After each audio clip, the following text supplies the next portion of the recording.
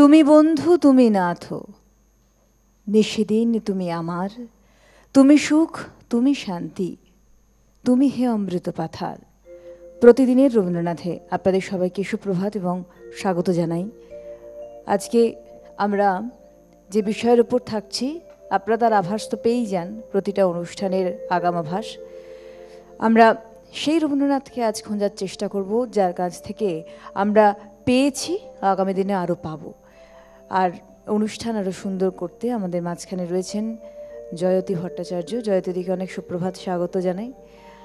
রয়েছেন তবলায় স্বাগতম দাকে সুপ্রভাত স্বাগত, কিবোর্ড এবং পিয়ানোতে দেবাশিস দাকে সুপ্রভাত স্বাগত, আমার সমস্ত টেকনিশিয়ানস ভাইদের সুপ্রভাত স্বাগত জানিয়ে আমি সুবর্ণা শুরু করছি আজকের প্রতিদিনের রবীন্দ্রনাথ গান দিয়ে।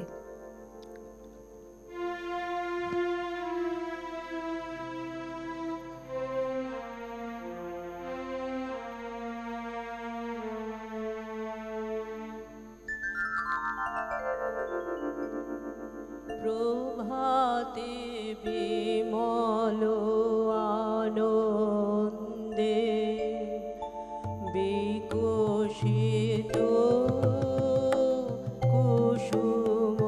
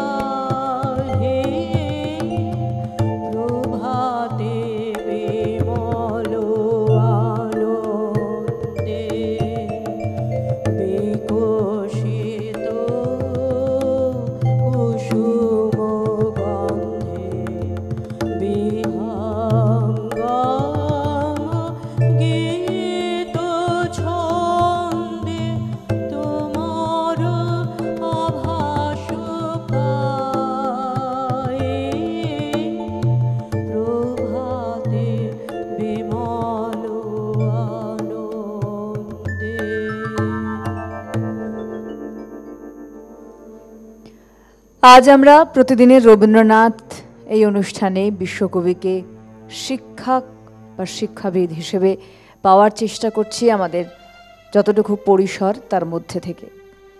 শিক্ষক রবীন্দ্রনাথ, আজকের এই আলোচনা পুরোটাই কিন্তু থাকছে বিভিন্ন গুণীজনদের উদ্ধৃতিকে সামনে রেখে তাদের কথা বা তাদের লেখাগুলিকে আমি এখানে পাঠ করব, কারণ কোটেশন দিয়েই আমরা বুঝতে পারবো বিশ্বকবি রবীন্দ্রনাথ শিক্ষক হিসেবে কেমন ছিলেন। তাই উদ্ধৃতির জায়গায় প্রথমেই এ বিষয়ে প্রমথনাথ ঋষির কথা বলবো। তিনি একটি জায়গায় শিক্ষক রবীন্দ্রনাথের সকালবেলার শুরুটা কেমন হতো একটি লেখায় তিনি লিখেছেন এইভাবে: সেদিনকার শান্তিনিকেতনের সবচেয়ে পরিশ্রমী ব্যক্তি ছিলেন রবীন্দ্রনাথ। ভালো করে ভোর না হতেই হাত মুখ ধুয়ে তিনি উপাসনায় বসতেন। উপাসনার পর শুরু হতো তার লেখাপড়ার কাজ। তার একটি অভ্যেস ছিল, লেখবার সময় গলা খাকারি দিয়ে তিনি গলাটা পরিষ্কার করে নিতেন। সেই উদাত্ত গলার আওয়াজ শুনে শান্তিনিকেতনের অধিকাংশ পল্লীর ঘুম ভাঙত। এটা বলা অন্যায় হবে না। এক দফা লেখাপড়া শেষ হলে তিনি বেরিয়ে পড়তেন ছাত্রদের পড়াশোনা দেখাতে ও নিয়মিত ক্লাসটি পড়াতে। পড়াবার বিষয় ছিল ইংরেজি কাব্য, শেলি ও কিটসের কবিতা। এক কথায় রবি ঠাকুরের খুব প্রিয় ছিল। এখন চতুর্থ শ্রেণীর ছাত্রদের এই কবিতা এক কথায় খুবই কঠিন, কিন্তু গুরুদেবের কাছে সবই সম্ভব।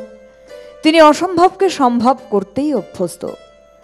ঘণ্টা খানেক পড়ে রবীন্দ্রনাথ উঠে পড়তেন, আবার ফিরে গিয়ে শুরু হতো তাঁর আর এক দফা লেখার কাজ। এরপর বিদ্যালয় পরিচালনার কাজও তাঁকে দেখতে হতো। এই গেল সকালবেলার গুরুদেবের শুরু বা সকালবেলার রুটিন। পরবর্তী সময়ে কি করে তিনি সময় অতিবাহিত করতেন, কি করতেন এই শিক্ষক রবীন্দ্রনাথ, তার স্বপ্ন পূরণ কিভাবে তিনি করেছিলেন আগামী প্রজন্মের জন্য আমরা জানব আবার জয়তিদির গানের পর। আচ্ছা, আমি গানটি করেছিলাম গুর্জরি টরির আগে, প্রভাতে বিমল আনন্দে। এটা বলে নেওয়া ভালো যে ওটা প্রথম গানটি ছিল অনুরোধের গান। বুধনদা আমাকে অনুরোধ করেছিলেন, তাই আমি বলেছিলাম যে গানটা দিয়ে শুরু করব। এবারেও আমি টরির আগের ওপরেই আর একটা গান করছি, একটু অল্প শ্রুত। রজনীর শেষ তারা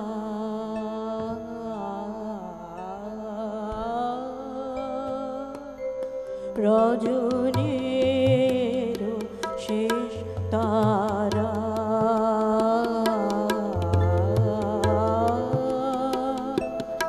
গোপনে আধারে আধো ঘুমে বাণী তব রেখে যা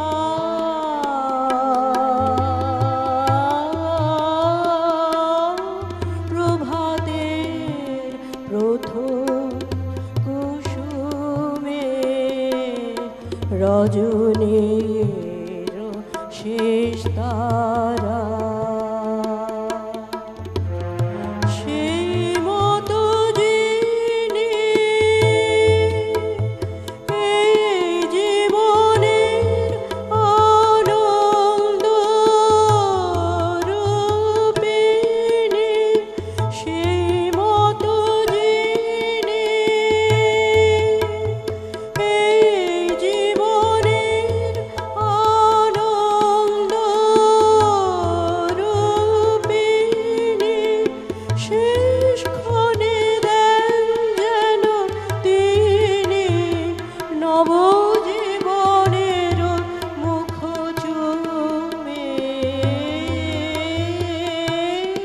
রজনীর শেষ তারা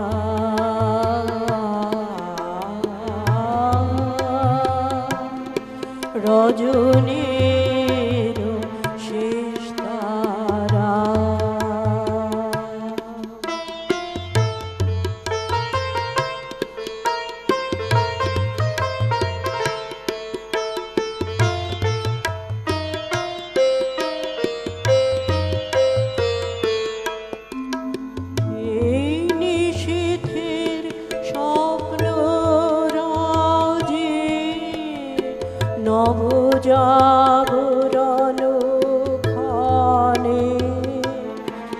সমগানে উঠে যেন বাজে বিরহিণী যে ছিল রে মোর হৃদয়ের মর্ম মাঝে বিরহিণী যে ছিল রে মোর হৃদয়ের মর্ম মাঝে বধূবেশে সেই যেন সাজে নবদিনে চন্দনে কুমকুমে রজনীর শেষ তারা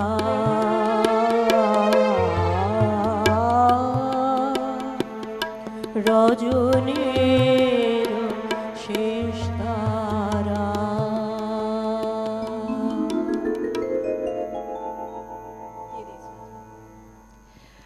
প্রমথনাথ বেশি যেমন বলছিলেন রবীন্দ্রনাথের সকালের শুরুটা কেমন হতো, তারপরে তিনি লিখছেন এরপর দুপুরবেলা আহারান্তে গুরুদেবকে কখনো শুয়ে থাকতে দেখিনি। বয়স্ক ছাত্ররা এসে জুটত, তখন পড়ানো হতো নানান বিদেশি কাব্য। ব্রাউনিংয়ের দুরূহতা রবি করস্পর্শে তরল হয়ে আসত। এইভাবে দুপুরবেলার পালা শেষ হলে চা পানের ডাক পড়ত। নতুন গান করার ভার পড়ত দীনুবাবুর ওপর, অর্থাৎ দীনেন্দ্রনাথ ঠাকুরের ওপর। নতুন কবিতা পাঠ করতেন স্বয়ং রবীন্দ্রনাথ। কোনো একটি উপলক্ষ পেলেই রবীন্দ্রনাথ তার ছাত্রদের শুনিয়ে দিতেন যে তোমরা পরীক্ষায় পাশ করবার জন্য এখানে কিন্তু আসোনি, তাহলে কি জন্য এসেছো? আমরা নিজেরাই মনে মনে উত্তরটা তৈরি করে নিতাম। মোদের যেমন খেলা তেমনি যে কাজ, জানিস নে কি ভাই, তাই মোরা কাজকে কভু না ডরাই। একদম সত্যি কথা, রবীন্দ্রনাথ যেভাবে তার ছাত্রছাত্রীদের গড়ে তুলছিলেন যেভাবে, তার অদ্ভুতভাবে মনের যে ভাবনাগুলো, অনুভূতিগুলো, সেটাও কিন্তু সেই প্রজন্মের দিকে ছড়িয়ে যাচ্ছিল অদ্ভুতভাবে। তিনি চেষ্টা করতেন তার চিন্তা ভাবনার যে কম্পন, সেটা অন্তত তার ছাত্ররা অনুভব করুন, এটা কিন্তু তিনি করতেন, সেটা প্রকাশও পেত। আসবো, সুপ্রভাত, কে আছেন? নমস্কার, সুপ্রভাত। বুঝতে পারছি না, বোধহয় কেউ নেই। আমি কেশব সান্যাল, সল্টলেক থেকে বলছি। হ্যাঁ হ্যাঁ, নমস্কার দাদা, বলুন। নমস্কার, অনেক অনেক শুভেচ্ছা তোমাকে। আজকের বিষয় হচ্ছে শিক্ষক রবীন্দ্রনাথ। মন দিয়ে শুনছি, খুব সমৃদ্ধ হচ্ছি। একদম বাল্যকাল থেকেই ওনার বোধহয় শিক্ষক হওয়ার একটা ইচ্ছে ছিল, সে মনে আছে ছোটবেলার গল্পে। তো যাই হোক, আজকে জয়তী এসছে, আমার অত্যন্ত পছন্দের বন্ধু, বোন এবং শিল্পী। আমি জয়তীর কাছে যাই। হ্যাঁ বলুন। আছেন? সুপ্রভাত কেশব। হ্যাঁ জয়তী, সুপ্রভাত। আমি কয়েকটা গানের কথা বলি, যদি একটাও শোনানো যায় খুব ভালো লাগবে। বলুন। একটি হচ্ছে তোমায় গান শোনাবো, দ্বিতীয়টি হচ্ছে মেঘের পরে মেঘ জমেছে, তৃতীয়টি হচ্ছে তোমার হাতের রাখিখানি বাঁধো, আর চতুর্থটি হচ্ছে দাঁড়াও মন অনন্ত ব্রহ্মাণ্ড মাঝে। আপনার গানের পছন্দ আমার সঙ্গে বেশ মেলে। সঙ্গে রইলাম, খুব ভালো থেকো। আর শুভেচ্ছা জানাচ্ছি আমাদের যন্ত্রশিল্পী, আজকে তো দেবাশিস আছে, আর তবলায় কে আছেন দেখতে পাচ্ছি না। এই স্বাগতম দা রয়েছেন। হ্যাঁ, স্বাগতম বাবু। অনেক অনেক শুভেচ্ছা সবাইকে। আর যারা আছেন ক্যামেরাতে এবং সব ফোনে, সবাইকে আমার শুভেচ্ছা, পুরো পরিবারকেই শুভেচ্ছা। একদম, অনেক অনেক ধন্যবাদ দাদা, অনেক ধন্যবাদ। আমাদের সঙ্গে থাকুন। জয়তিদি ঠিকই বলেছেন যে ওনার পছন্দের সঙ্গে আপনার পছন্দ মিলে গেছে। আপনি প্রথমে যে গানটি দিয়ে অনুরোধ করেছেন, এই গানটিই রয়েছে জয়তিদির ঝুলিতে। আমি পাতা খুলে বসে আছি, আর সেই সময় এই অনুরোধই এলো, তাইতেই মনে হচ্ছে মনের বেশ মিল আছে। একদম, তাহলে গানেই চলে যাই আমরা।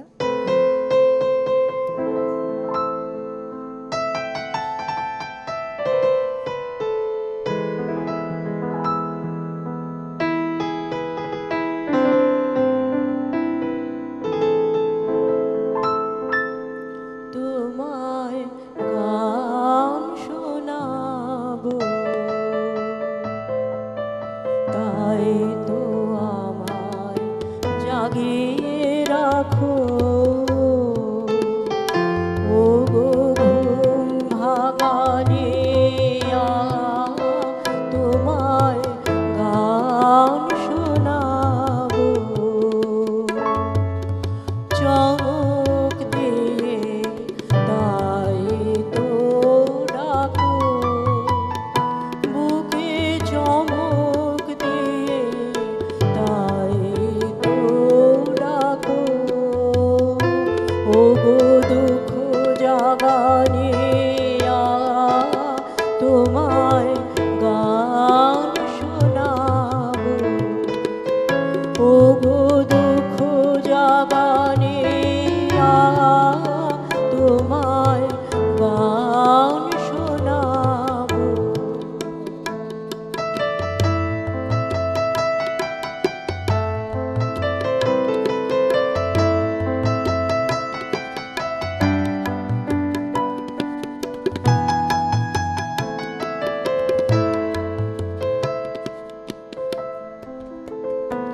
এলো আধার ঘিরে পাখি এলো নিড়ে তোরে এলো তীরে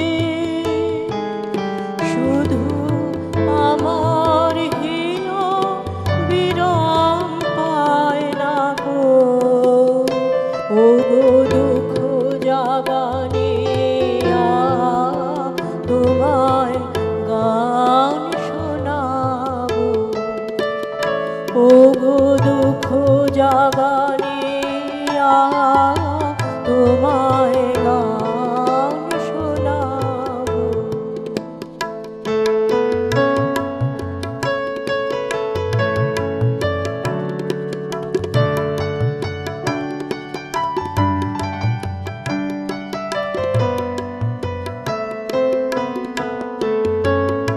আমার কাজের মাঝে মাঝে কান্না ধারার দোলা তুমি থামতে দিলে না যে আমার কাজের মাঝে মাঝে আমায় পরশ করে প্রাণ সুধায় ভরে তুমি যাও যে সরে বুঝি আমার ব্যথার আড়ালেতে দাঁড়িয়ে থাকো ও গো দুঃখ জাগানে তোমায় গান শোনাবো ও গো দুঃখ জাগানে তোমায় গান শোনাবো।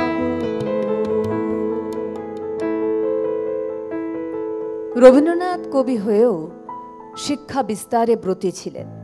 তার নিজের জীবন দিয়ে তিনি বুঝেছিলেন ছাত্রদের মাথার ভিতরে কিছু জ্ঞাতব্য বিষয় ঢুকিয়ে না দিয়ে একটি জ্ঞানের পরিবেশ সৃষ্টি করা, এবং এই চিন্তাভাবনা থেকেই তার চিরজীবনের সাধনার ফল হিসেবে তিনি গড়ে তুললেন একটি অপূর্ব শিক্ষানিকেতন, শান্তিনিকেতনকে।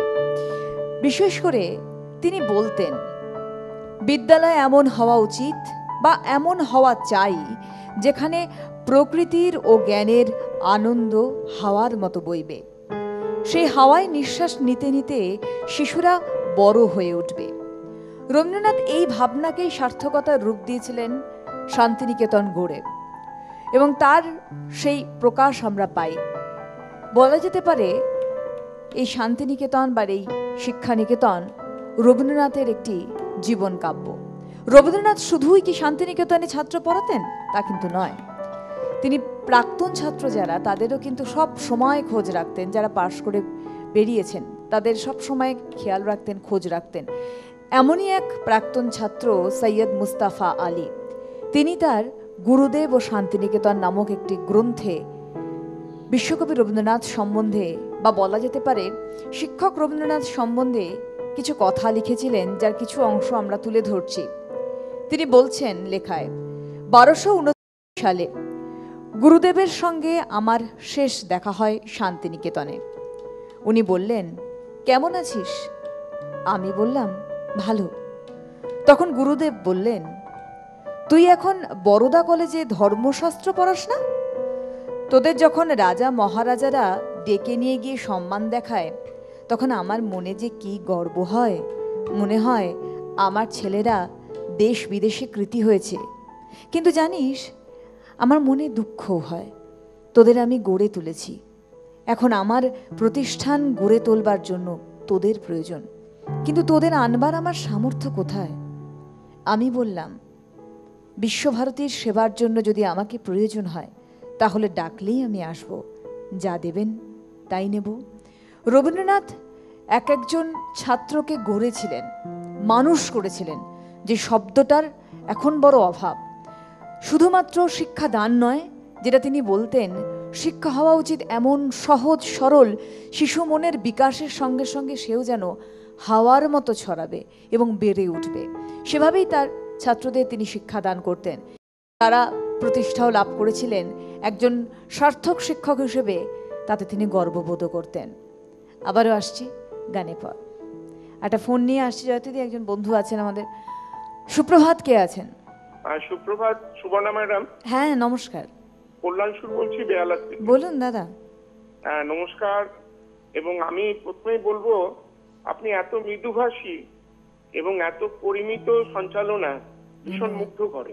ধন্যবাদ আপনাকে এবং সিটিভিএন প্লাসের প্রত্যেক সদস্যকে আমার শুভেচ্ছা নমস্কার জানিয়ে আমি এবার জয়তী ম্যাডামের কাছে আসছি।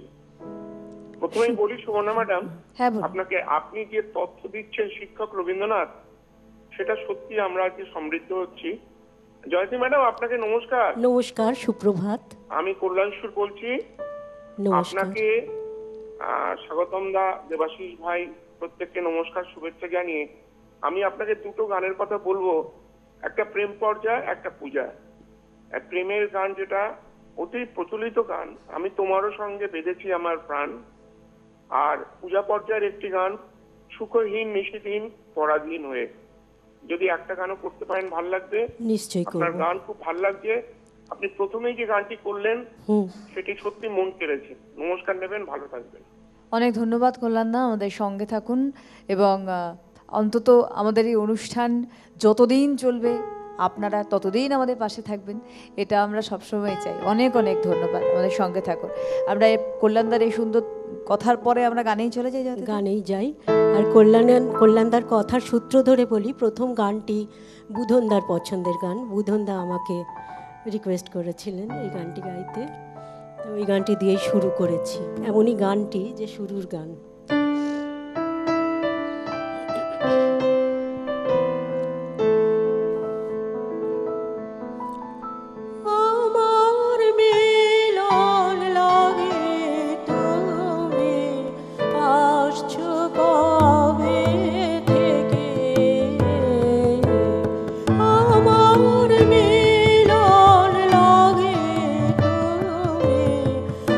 আসছো কবে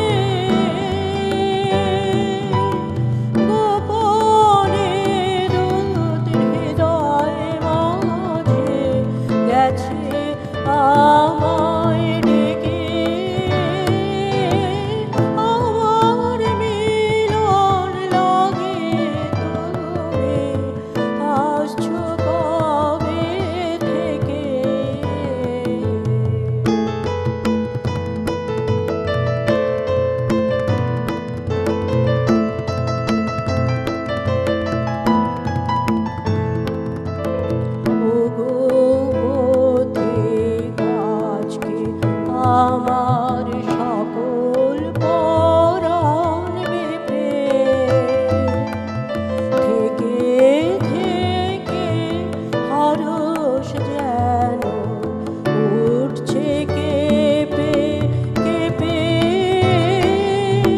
যেন সময় এসেছে আজ ফুরালো মোর যা ছিল আজ, যেন সময় এসেছে আজ ফুরালো মোর যা ছিল আজ, যেন সময় এসেছে আজ ফুরালো মোর যা ছিল কাজ। বাতাস আসে হে মহারাজ তোমার গন্ধ মেখে, আমার মিলন লাগে তুমি আসছো কবে থেকে, তোমার চন্দ্র সূর্য তোমায় রাখবে কোথায় ঢেকে, আমার মিলন লাগে তুমি আসছো কবে থেকে।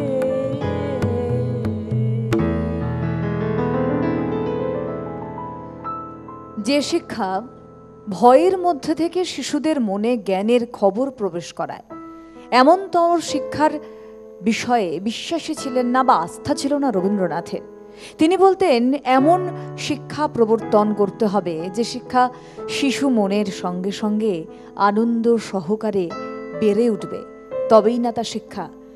এই শিক্ষক রবীন্দ্রনাথ সম্বন্ধে রানীচন্দ্র তার গুরুদেব গ্রন্থে একটি জায়গায় উক্তি করেছেন এইভাবে। তিনি লিখছেন, রানীচন্দ্রর কথায়, গুরুদেব পড়াতে খুব ভালোবাসতেন। যখন বয়সের ভারে দেহ ভেঙে পড়েছে সেই সময়ে এক ভদ্রলোক আর তার স্ত্রী, এনাদের ছোট ছেলে পাঠভবনে পড়ছিল। এবারে তাকে নিয়ে যাবেন এই দম্পতি। গত পরীক্ষায় এনাদের ছেলেটি ভালো ফল করেনি। ভদ্রমহিলা গুরুদেবকে বললেন, আশ্রমে সবাই ভালো, তবে গুরুদেব ছেলেদের পড়াশোনা কিন্তু ভালো হয় না শান্তিনিকেতনে আশ্রমে। গুরুদেব চুপ করে রইলেন। বোঝা গেল উনি খুব আঘাত পেয়েছেন। তারা চলে যেতে সেই দিনই গুরুদেব শিক্ষকদের ডেকে পাঠালেন। ছেলেদের পড়ায় মন নেই বা মাথা নেই বা তারা ক্লাসে দুষ্টুমি করে ইত্যাদি কথা গুরুদেব মোটেই মানতেন না। বলতেন, ছাত্রদের দোষ একেবারেই নেই, দোষ তো শিক্ষকদের। গুরুদেব বললেন, কি করে পড়াতে হয় তোমরাই জানো না। কাল পাঠভবনে যে কোনো একটা ক্লাসের ব্যবস্থা করো, আমি নিজে নেব সেই ক্লাস। তোমরা শুধু দেখবে বাংলা ক্লাস। মনে আছে, গুরুদেব একটি ছেলেকে পড়তে বললেন। সে একটি প্যারাগ্রাফ পড়ল। গুরুদেব বললেন, তুমি বসো। পরের ছেলেটিকে বললেন, তুমি পড়ো। সে পড়ল। তাকে বসিয়ে সেই একই জায়গায় আরেকজনকে পড়তে বললেন। বারে বারে পড়ার দরুন যারা পড়ল না কিন্তু কানে শুনল, তাদেরও কথাগুলো মনে গাঁথা হয়ে রইল। রবীন্দ্রনাথ বুঝিয়ে দিলেন কিভাবে পড়াতে হয়, কিভাবে সবাইকে বিষয়ের প্রতি আকৃষ্ট করতে হয়। কত সুন্দর সহজলভ্য বিষয়, কিন্তু আমরা কি সকলে পারি? আমরা ভাবতেই পারি না। আমরা বরং শিশুদের ওপর চাপ সৃষ্টি করি, এই অংশটা কেন পড়া হচ্ছে না, মুখস্থ হচ্ছে না। অনেকটা আমাদের এরকম হয়ে যায় যে দায় সারার মতো বইটা দিয়ে দিলাম, বাচ্চা বুঝলো কি বুঝলো না, পড়তেই হবে, তোমার সিলেবাস সম্পূর্ণ করতে হবে। আরে বাচ্চা বুঝলো না, সে তাকে যদি গল্পের ছলে ওই জায়গাটা বারবার পড়ানো হয়, সেটা কিন্তু তার মনে গেঁথে যায়। যেটা রবীন্দ্রনাথ করেছিলেন, বিষয়ের প্রতি আকৃষ্ট, সবার মনের মধ্যে একটা খেলা তৈরি হয়ে গেল। তুই বললি, এরপর আমি বলবো, আমি বললে তারপর ও বলবে, তার মানে একটা খেলা, কিন্তু তার সঙ্গে সঙ্গে কথাগুলো কানের মধ্যে থেকে মনের ভেতর প্রবেশ করছে। তার জন্যই তিনি অনবদ্য একজন সত্যি শিক্ষক ছিলেন। সুপ্রভাত, কে আছেন? আমি রাজি আবার বলছি দুর্গাপুর থেকে। হ্যাঁ হ্যাঁ হ্যাঁ, নমস্কার। হ্যাঁ, সবচেয়ে বড় কথা আজ প্রথম লাইন পেয়েছি তারপর থেকে। ইকো পার্কের অনুষ্ঠান একটা, যে ঢেউয়ের মাথায় মাথায় একটা সোনার পাত থেকে স্রোত থেকে সরে এসে, হ্যাঁ স্রোত থেকে সরে এসে তোমরা মানে স্রোতের ভেতরে না যে ঢেউয়ের মাথায় সোনালি পাত বসিয়ে দিয়েছে। ধন্যবাদ, অনেক ধন্যবাদ দিদি। এত ভালো লেগেছে, না গেলে হয়তো তোমাদের ব্যবহারের কোনো তুলনা চলতো না। আপনাদের পেয়ে আমরা যে কি আপ্লুত, আমরা এসে বলছিলাম তনুশ্রী, আমি সবাইকে এখানে দেবাশিস দা স্বাগতকে বলছিলাম যে যে মানুষগুলোকে শুনি সেই মানুষগুলোকে দেখে যে কি আপ্লুত আমরা, সত্যি মানে কথার বাইরে, বলে না। অনেক অনেক ধন্যবাদ। বিশেষ করে যে প্রতিটা মানুষকে তোমাদের যেসব এইসব মিলে তো আছো তোমরা এইসব জায়গায়, প্রতিটা মানুষকে যে অ্যাটেন্ড করা সম্ভব হয় না একটা অনুষ্ঠানে, হ্যাঁ, কিন্তু তোমরা তারই এত ভালো লেগেছে আমার। এবার আজকে বলি যে আজকের যে একটু যে শিক্ষক রবি ঠাকুর, তিনি এমনই তাকে ইংলিশ মিডিয়াম স্কুল থেকে সরিয়ে তিনি পরীক্ষা ভীতি বলেছিলেন যে আমায় যে ওখান থেকে সরিয়ে আনা হলো শিক্ষকদের ভয়ের কাছ থেকে, তো এখানে দেখি দাদারা বাবা সবাই মিলে দেখি আমার তো আরো কষ্ট বেড়ে গেল। তা তিনি কোনোদিন প্রহার বা স্টুডেন্টদের সাথে মানে শক্তিশালী হিসেবে তিনি শক্তি দেখাতে পারতেন না, নিজের শান্তিনিকেতনে ট্রাই করেছেন। এবার আমি একটা কথা বলছি, তুমি একটু আগে যে বললে এক টিচারকে ছাত্রকে তিনি বলেছিলেন হ্যাঁ যে আমি ধরে রাখতে পারবো না, সেটা মুস্তাফা আলী ছিলেন। হ্যাঁ, আর একটা কথা বলছি, মুস্তাফা আলী ওনার একটা শোয়ের ওপরে মুস্তাফা আলীর একটা চাকরি হয়েছিল, সেটা আমি বলছি। জার্মানি যাওয়ার জন্য উনি যখন ওখান থেকে রাজস্থান থেকে গুজরাট থেকে ফিরে এসে রবি ঠাকুরের কাছে বলেন আমি যাব আর জার্মানি পড়াশোনা করতে, তো আমি কোয়ালিফাইড লোক ছিলেন, নানা রকম ভাষা শিখেছেন, 17 ভাষা জানতে, তো উনি বলেছেন গুরুদেব আমি একবার একটা চাকরি পেয়েছি, তো আমি জানি না আমি পাবো কিনা। তো সেই সময় কাবুলে উনি গিয়েছিলেন একটা চাকরির সন্ধানে। তো রবি ঠাকুর বলেছিলেন যে আমি এই সইটা করে দিচ্ছি, আমি তো তোর মাস্টার, আমি তো তোর গুরুদেব। তা সেইটা নিয়ে তিনি যে চাকরি পেয়েছিলেন এবং এক লাফে তিনি তখনকার 150 টাকা মাইনে থেকে 300 টাকা মাইনে ঢুকেছেন। তো গুজরাটে আমাদের কতগুলো পাঞ্জাবের স্টুডেন্ট ছিলেন, এই শিক্ষক ছিলেন ওখানে প্রফেসর কাবুলের ইউনিভার্সিটিতে। তো ওরা বলেছিল কেন, আমরা তো ইন্ডিয়ান, ওনার মাইনে কেন 300 টাকা হবে বলে গিয়ে ওনাদের অধ্যাপককে মানে যিনি ছিলেন আর কি তাকে গিয়ে ঘেরাও করে। তো ঘেরাও করার পর তিনি বলেছেন আচ্ছা শোনো তোমরা সবাই শোনো, আমি একটা কথা বলছি, এই সাইনটা যে ওর মুস্তাফা আলী এসেছে, তাই এই সাইনটা কিন্তু রবি ঠাকুরের, সেই জন্যই ওর মাইনে 1 লাখে বেড়ে গেল। ভাবা যায়, সত্যি ভাবা যায়, মানে উনি মূল্যবান সব দিক থেকে। মানে আজকে আমরা বলি বিশ্বকবি রবীন্দ্রনাথ আমাদের অন্তরে সবসময় থাকবে, কি আমাদের শীর্ষে থাকবেন উনি, কারণ ওনাকে নিয়ে আমরা সঠিক পথের মানে রাস্তা মানে সঠিক পথ খুঁজে পাবো, এটা সত্যি কথা। একদম একদম ভীষণ ভালো লাগছে ব্যাপার। আমার এই তথ্যটা আমার বলবার জন্য খুব ইচ্ছা ছিল, লাইনটা কাইন্ডলি পেয়ে গেলাম, খুব ভালো লাগলো। অনেক অনেক ধন্যবাদ। সবাই ভালো থেকো, সবাই চালিয়ে নিয়ে যাও, আমরা আছি পিছনে। একদম, এটা বড় কথা, আমরা আছি পিছনে, সব সময় থাকুন। অনেক ধন্যবাদ দাদা, শুনতে থাকুন। চলে যাই আমরা। এবার আমি কল্যাণদার অনুরোধের গানটা করছি, সুখহীন নিশিদিন।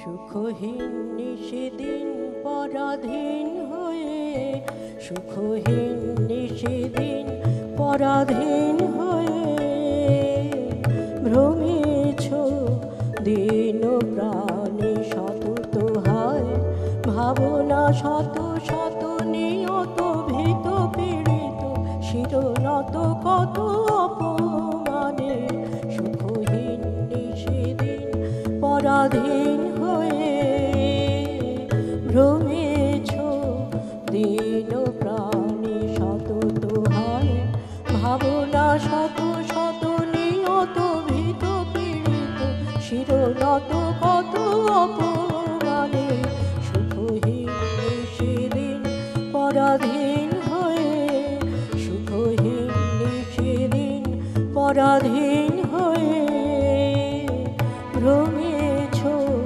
দীন প্রাণে।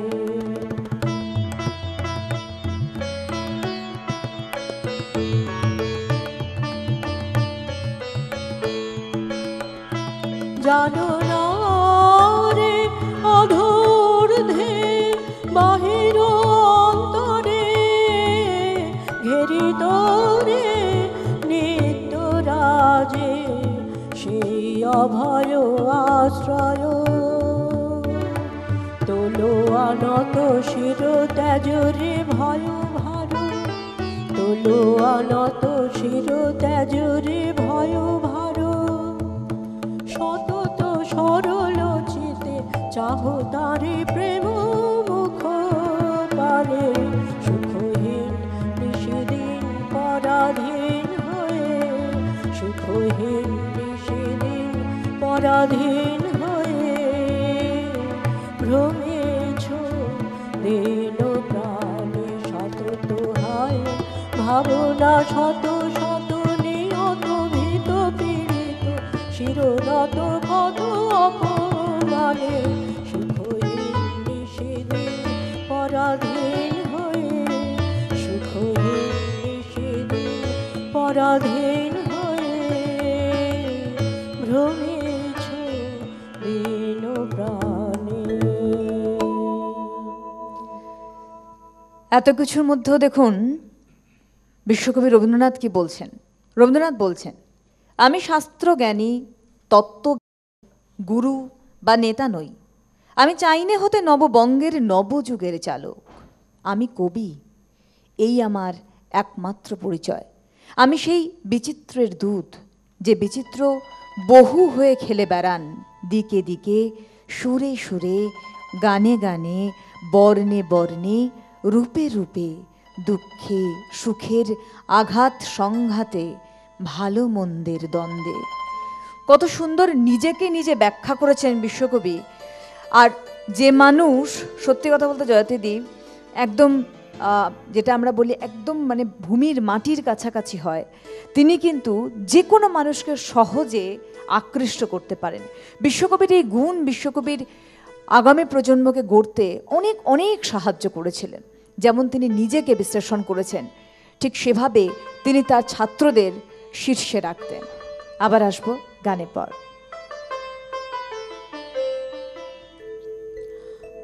তুমি খুশি থাকো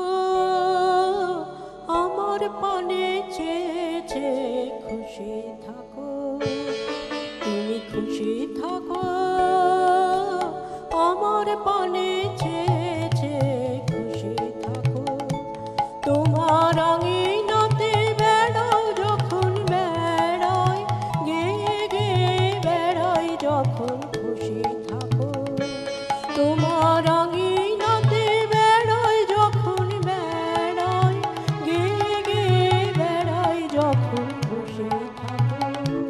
তুমি খুশি থাকো আমার পানে চেয়েছে, খুশি থাকো।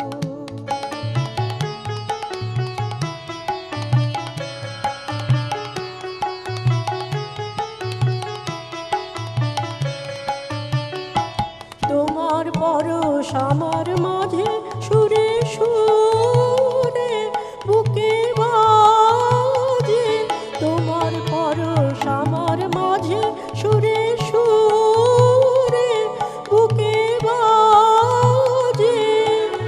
সেই আনন্দ নাচায় ছন্দ বিশ্বভুবন রে, খুশি থাকো।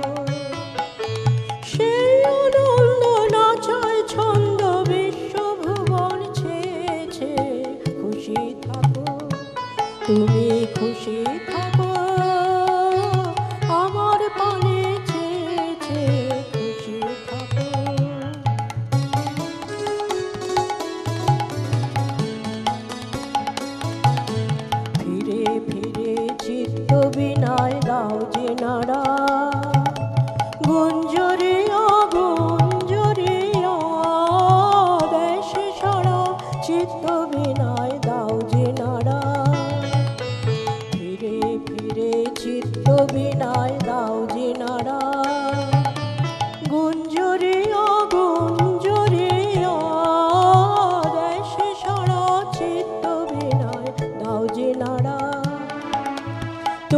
তোমার আধার তোমার আলো দুই আমারে লাগলো ভালো, তোমার আধার তোমার আলো দুই আমারে লাগলো ভালো।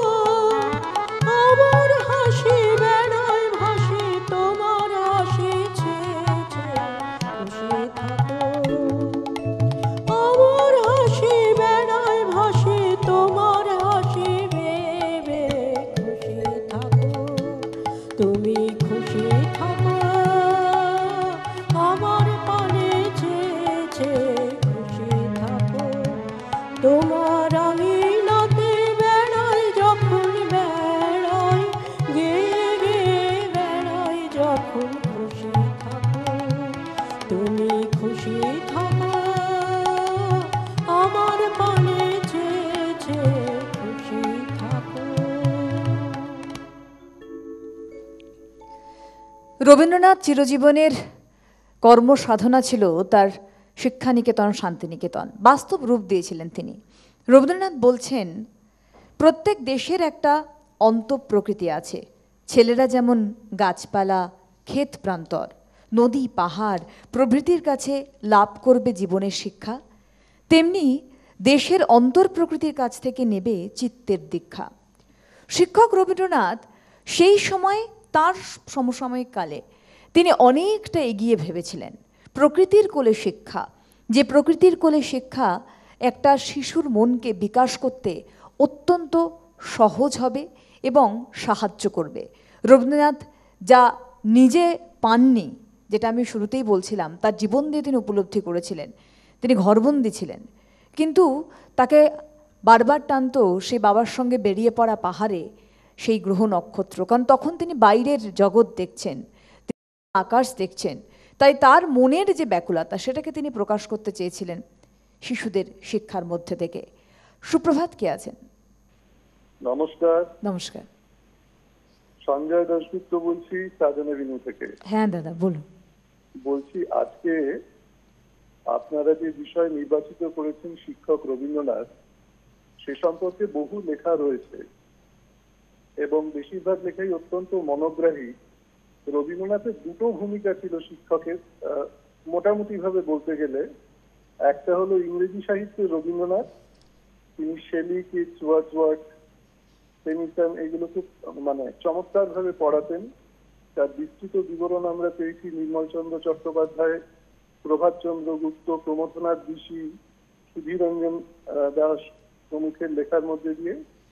আরেকটা গানের শিক্ষক রবীন্দ্রনাথ, সেই সম্পর্কেও বিভিন্ন ভাষ্য রয়েছে, ইন্দিরা দেবী, তারপরে আপনার দীনেন্দ্রনাথ ঠাকুর প্রমুখে।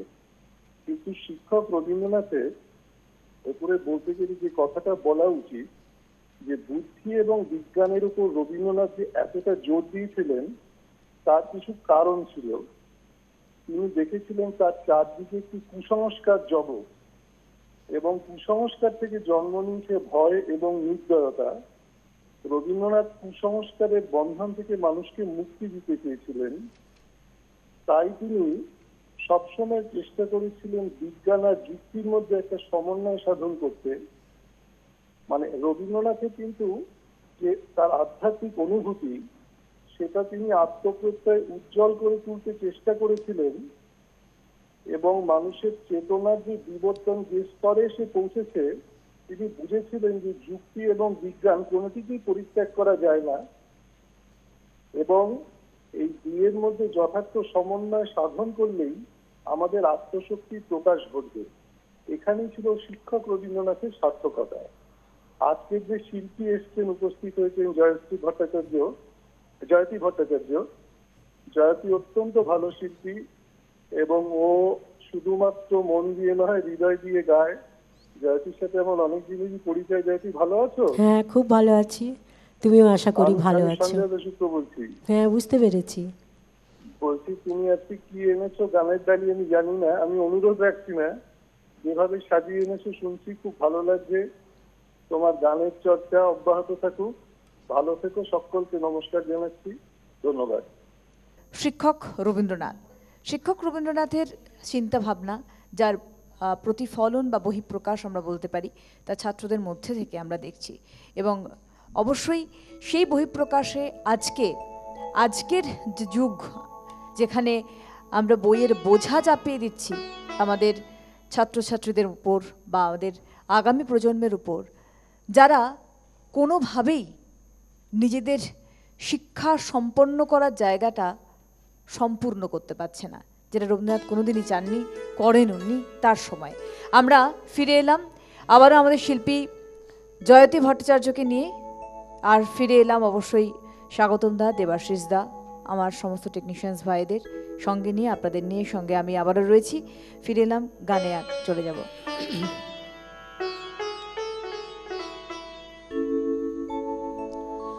তোমার সুরের ধারা ঝরে যেথায় তারে পারে, তোমার সুরের ধারা ঝরে যেথায় তারে পারে, দেবে কি গো বাসা আমায়, দেবে কি একটি ধারে, তোমার সুরের ধারা ঝরে যেথায় তারে পারে, তোমার সুরের ধারা ঝরে যেথায় তারে পারে।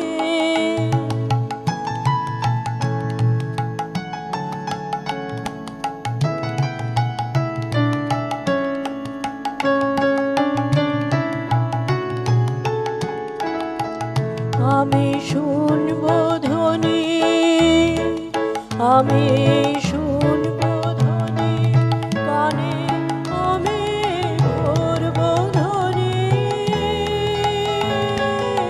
ভরব ধ্বনি প্রাণে, আমি শুনব ধ্বনি, সেই ধ্বনিতে চিত্ত বিলয় তার বাঁধিব, বারে বারে তোমার সুরের ধারা ঝরে যেথায় তারে পারে।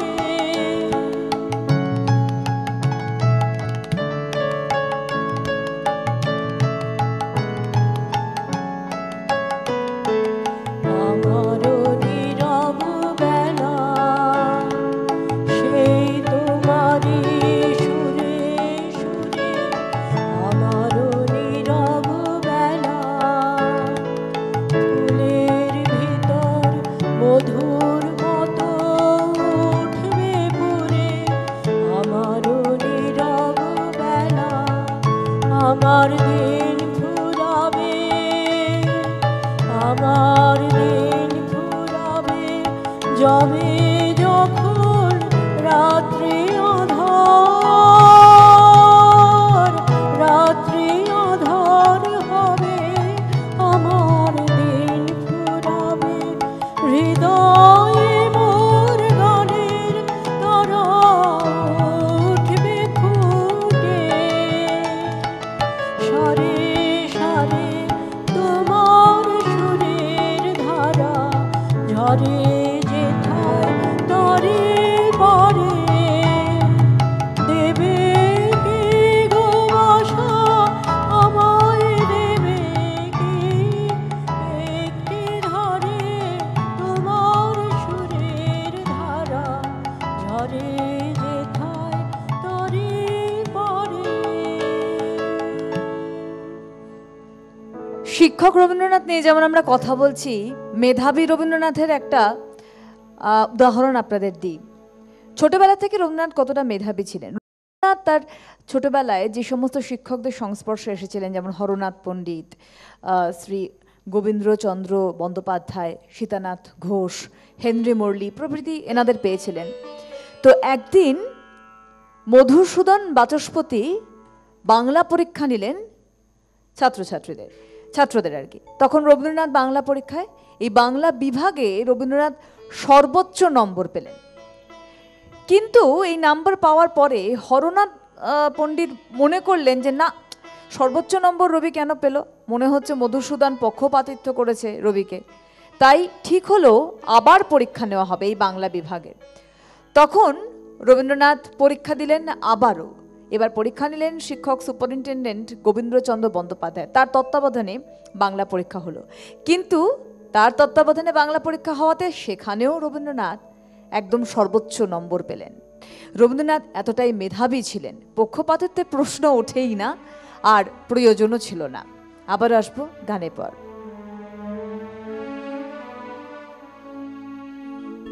একটা ফোন নিয়ে আসছে আমরা জয়তী। সুপ্রভাত, কে আছেন? সুপ্রভাত। হ্যাঁ নমস্কার, সুপ্রভাত। হ্যাঁ নমস্কার। হ্যাঁ কে বলছেন? যে চারজন ভাই বোনকে সামনে দেখতে পাচ্ছি, যারা পিছনে আছেন, যিনি লাইন দিলেন, সবাইকে অনেক ধন্যবাদ। কে বলছেন দিদি? শুভেচ্ছা, রাবীন্দ্রিক শুভেচ্ছা। আর এত কষ্টের পর মানে ফোনটা পাই একবারে, মনে হয় যেন পেরিয়ে এলাম অন্তবিহীন পথ, এরকম একটা ফিলিংস হয়। খুব ভালো লাগছে আজকের আলোচনা। আর এর মধ্যে অনেকদিন চেষ্টা করেছি কিন্তু পাইনি, তো আজকে ভাগ্য ভালো পেয়ে গেলাম। দুটি গানের অনুরোধ জানাচ্ছি যদি সম্ভব হয়। তোমার দুয়ার খোলা ধ্বনি ঐক্য বাজে, আরেকটি হচ্ছে কত যে তুমি মনোহর মনই চাহা যান। যদি সম্ভব হয় শোনাবেন। দিদি আপনার নামটা যদি জানতে পারতাম। আপনার নামটা কি জানা হলো না? আমার নাম তৃপ্তি মিত্র, বেহালা বকুলতলা থেকে বলছি। সুন্দর নাম। অনেক ধন্যবাদ। আমাদের সঙ্গে থাকুন দিদি, অনেক অনেক ভালো লাগলো। আমরা গানেই যাচ্ছিলাম, গানে চলে যাই।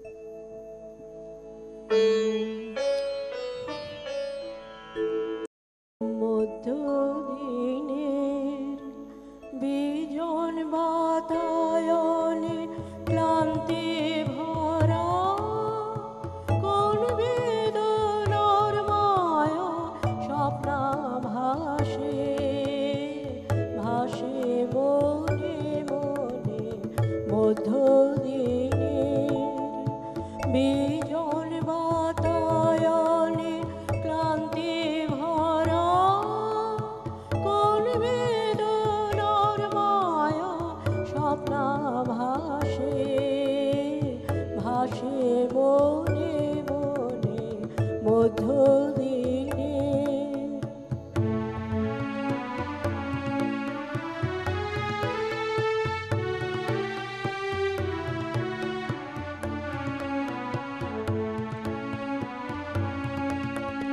কৈশোরে যে সলজ কানাকানি খুঁজেছিল, প্রথম প্রেমের বাণী। কৈশোরে যে সলজ কানাকানি খুঁজেছিল, প্রথম প্রেমের বাণী। আজ কেন তাই তপ্ত হায় হায়, মরমরেছে গহন বনে বনে। মধ্যদিনে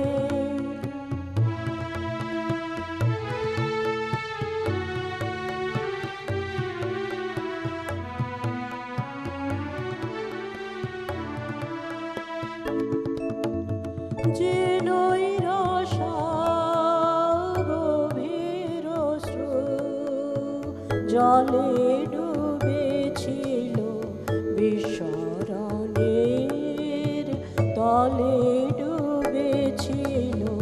যে নৈরাশা গভীর স্রোত জলে ডুবেছিল, বিস্মরণের তলে ডুবেছিল।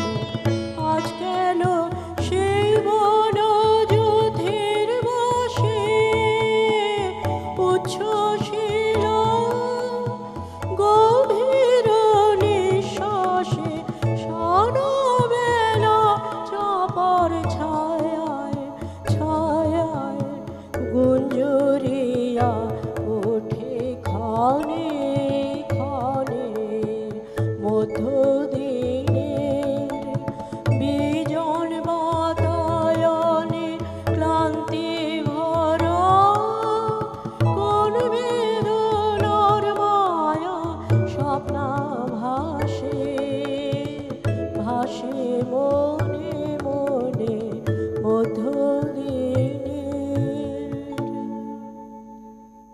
শিক্ষক রবীন্দ্রনাথ, সাধক রবীন্দ্রনাথ তার অভিনবত্বের উজ্জ্বলতাকে স্বীকার করে তার প্রাক্তন ছাত্র সৈয়দ মুস্তাফা আলী তার লেখায় লিখছেন, নিকেতন ছাড়ার পর বার্লিন, প্যারিস, লন্ডন, কায়রো বহু জায়গায় বহু গুরুকে আমি বিদ্যাদান করতে দেখেছি, কিন্তু এই গুরুর অলৌকিক ক্ষমতার সঙ্গে আর কারোরই তুলনা হয় না।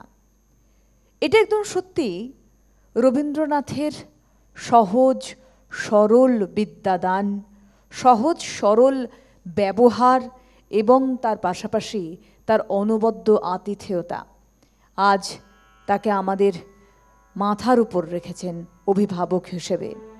আমরা এমনই এক অভিভাবক পেয়েছি যার গুণগত মান, যার স্বপ্ন, যার চিন্তা, যার অনুভূতিগুলো আমাদের জড়িয়ে রয়েছে জীবনে, এবং আমার মনে হয় গোটা সংসার জীবন তার অভিভাবকত্বে বা তার এই অভিনব চিন্তার দ্বারাই এগিয়ে চলেছে, যদি আমরা অন্তর থেকে তাকে সেভাবে স্বীকারোক্তি দিই বা সেই সম্মাননা জানাই।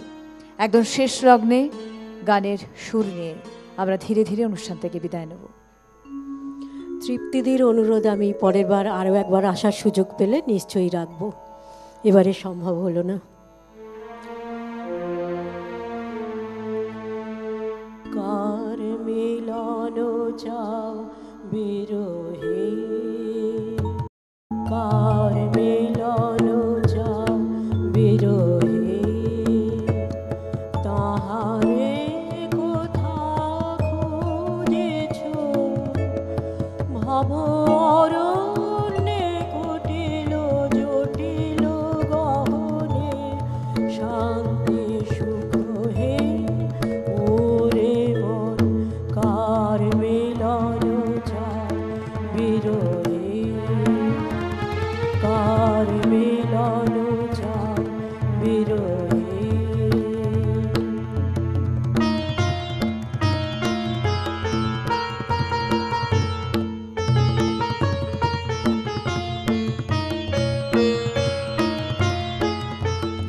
দেখো দেখো রে চিত্ত কমলে, দেখো দেখো রে চিত্ত কমলে, চরণ পদ্ম রাজে হায়, চরণ পদ্ম রাজে হায়, অমৃত জ্যোতি কিবা সুন্দর, অমৃত জ্যোতি কিবা সুন্দর, ওরে মন কার মিলন চাও বিরহে, কার মিলন চাও বিরহে, তাহারে কোথা খুঁজেছ ভাব অরণ্যে কুটিল